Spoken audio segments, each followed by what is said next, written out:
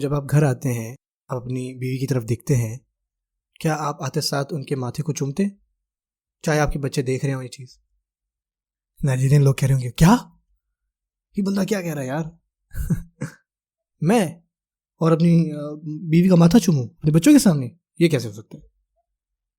میں یہاں پہ کسی دوسرے قسم کے بوسے کی بات نہیں کر رہا، میں کہہ رہا ہوں چھوٹے چھوٹے جو جیسچرز ہوتے ہیں، گزرتے ہوئے اپنی بیوی کی تعریف کرنا، ان سے محبت کا اظہار کرنا، تاکہ آپ کے بچوں کو پتہ لگ سکے کہ جب ان کی شادیاں ہوں تو انہوں نے کیسے اپنی بیوی یا خاندوں کو ٹریٹ کرنا ہے۔ یہ چیز آپ کو اس طرح سے بھی تربیت کرنی ہے اپنے بچوں کی۔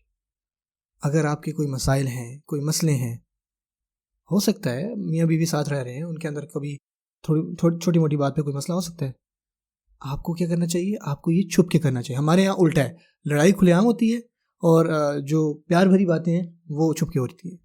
وہ بچے بیچارے، وہ آپ کے کاؤنسلرز نہیں ہیں۔